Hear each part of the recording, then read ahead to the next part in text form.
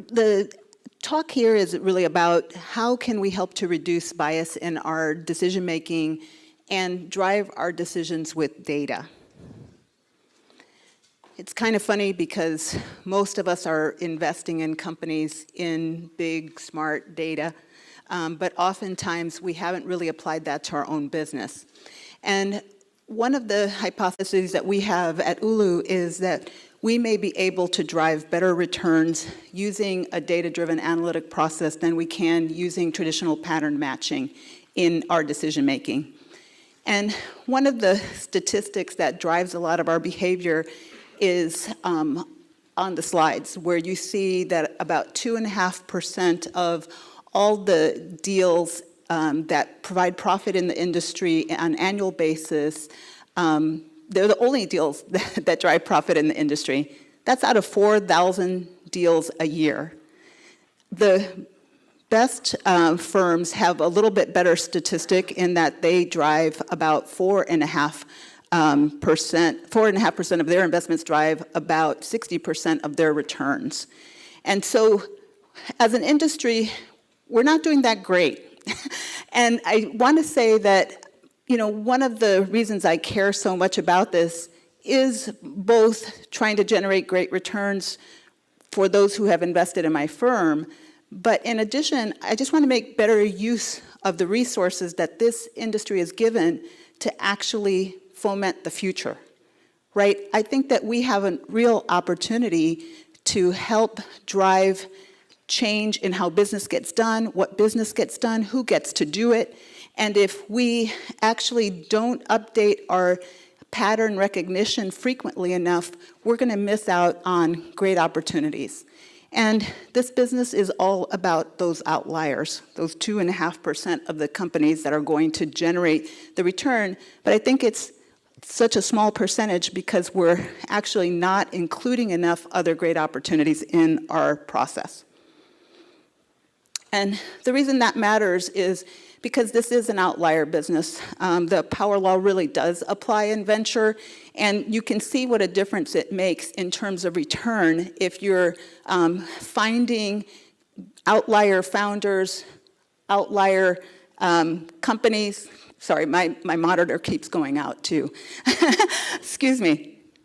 So when we're having, when we actually make better decisions, we can move our returns closer to the mean. And I also believe that we can do that by generating better opportunities, creating greater companies.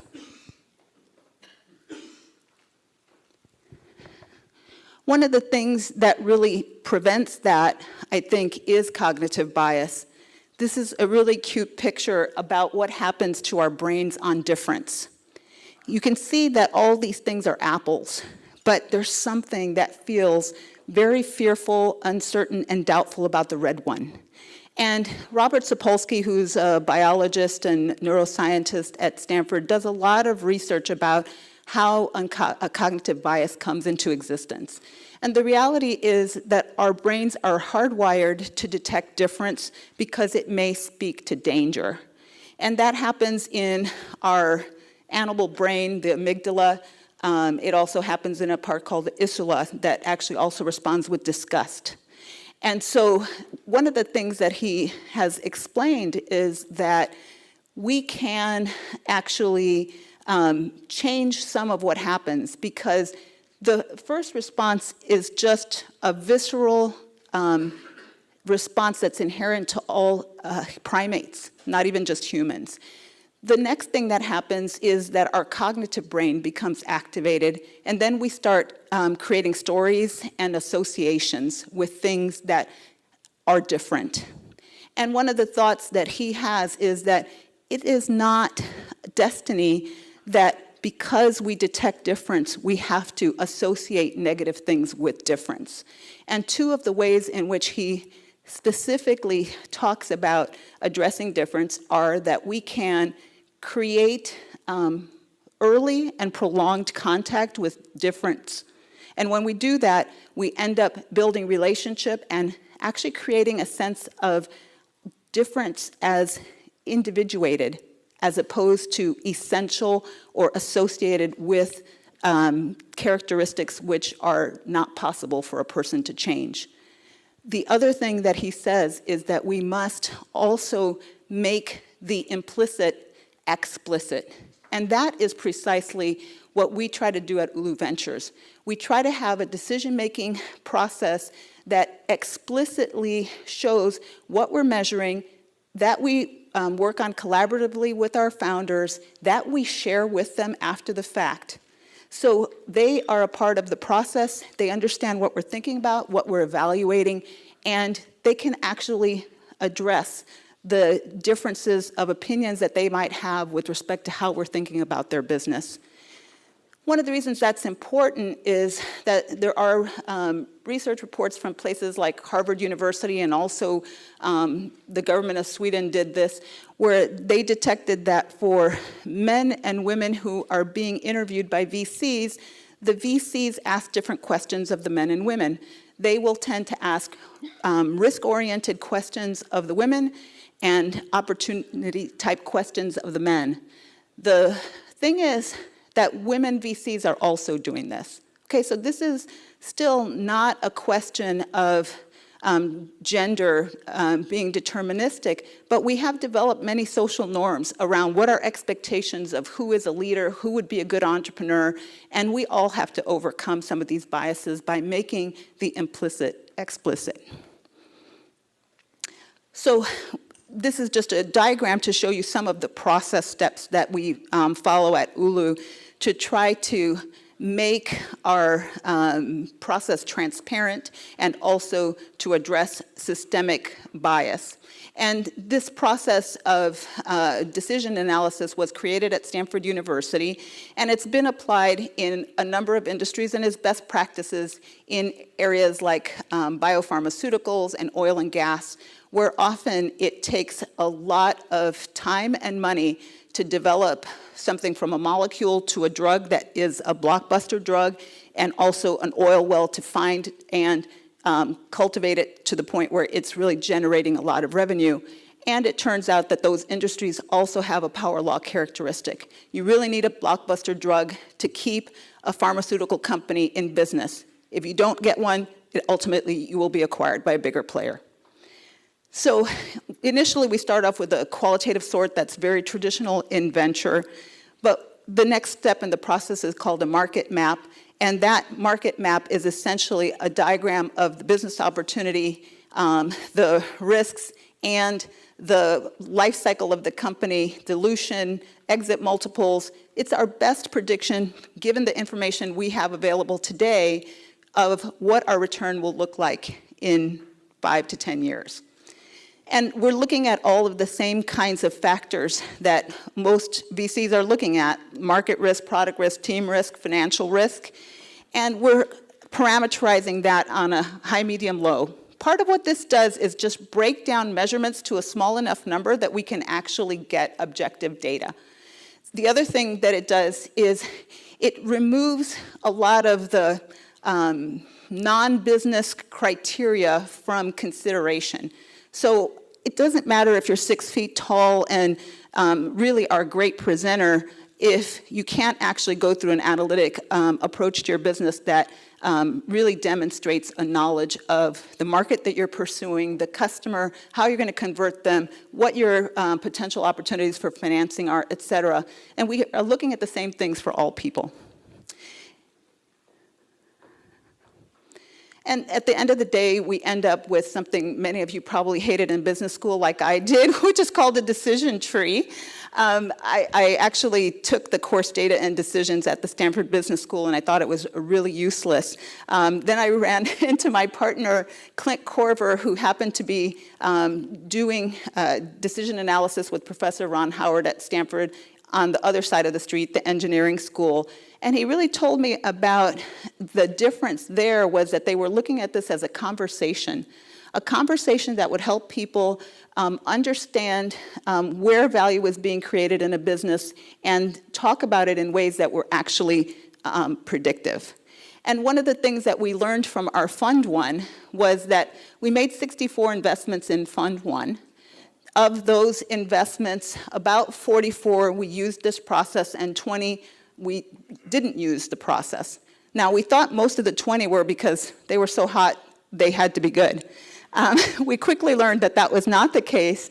And what's happened in the subsequent 10-year period is that of the 20 we made without the process, half have gone out of business. Of the 44 where we used the process, less than 10% of those companies have gone out of business. And also, our biggest outliers have been only in the pool where we applied decision analysis. So companies like SoFi, Palantir, Clever, some of our companies that have sold our best exits so far have also been run through the process. So for Ulu, diversity is an investment thesis. We actually believe that there is a systematic underinvestment in actually the fastest growing categories of entrepreneurs. Asians and Latinos are the fastest growing business founders in the US. There is also an underinvestment in diverse markets. Even though the country is moving to a majority-minority consumer base, we're underrepresented in terms of investments in the venture world that would reflect the diversity that we've experienced over the last 50 years in this country. The other thing is that we have actually a very unique opportunity. One of the things that Robert Sapolsky talked about was that early and prolonged exposure to difference. We're one of the few countries in the world with as much diversity as we have. And that makes us have an opportunity, I think, to develop products and services that are going to serve a more diverse American population, and we're moving there unless the president's immigration policy changes that. We will be a majority-minority country by 2060. In addition, we have an opportunity to create products that are going to serve the world, because guess what? We are the world. We reflect the world right here. And we can do better in terms of how we're serving customers if we understand that and invest in that future. So one of the things that we did in Fund 1, we don't have an explicit diversity percentage or set aside, anything like that, no quota system. But what we did was have a diverse pipeline. And from our diverse pipeline, we ended up realizing that we had a much more robust set of diverse entrepreneurs than the industry. And we've continued to do that in Fund 2. Our returns for Fund 1 are top decile returns. And that is in part because of early exits from our diverse entrepreneurs. So one of them, Crux, was sold to Salesforce for about $1 billion. That was a company led by a first-generation college grad who happens to be Latino, got his PhD at Stanford. Another one was a Peruvian immigrant who sold his company to John Deere. So a lot of people would kind of argue that diversity and inclusion is just kumbaya, but I think that the statistics around where diversity is taking our country in terms of composition, the growing buying power of these diverse populations, the African American and Latino and Asian buying power are increasing at twice the rate of the mainstream population in the United States, according to Nielsen. And that is something that is happening because of the huge investment in education in these subgroups. There's so much talk about pipeline issues in tech, and yet what we see is that actually women have already exceeded male in higher education attainment at the master's degree and above. But we act like that hasn't happened yet. The same thing is happening with Latinos and African Americans in terms of increasing their higher education attainment at a much faster rate than the white population, and yet you would never know. Even though Asians exceed white educational attainment in the country, they are underinvested in relative to the representation in the very fields where we say there's pipeline problems, right? Technical and engineering fields. So is diversity profitable? There are indications that it's profitable, in particular where there's publicly available information. McKinsey has done studies of this, Credit Suisse has done studies of this, but part of the problem that we have in venture is that we have such a small representation of diverse founders that it's still hard to detect whether or not having diverse founders will make a difference. But we have seen a Wall Street Journal article by Cage that talks about when women have access to venture capital, they're actually more effectively using capital and generating better returns than men with that venture capital. So ULU does try to live this message. We try to invest in companies that are serving diverse markets, whether it be socioeconomic or demographic, and also diverse entrepreneurs. And I would like to ask you to join me in that effort because I think experimentation will help all of our returns. And the belief that I have is that we can fundamentally be better stewards of the resources to which we have access in venture capital. Thank you.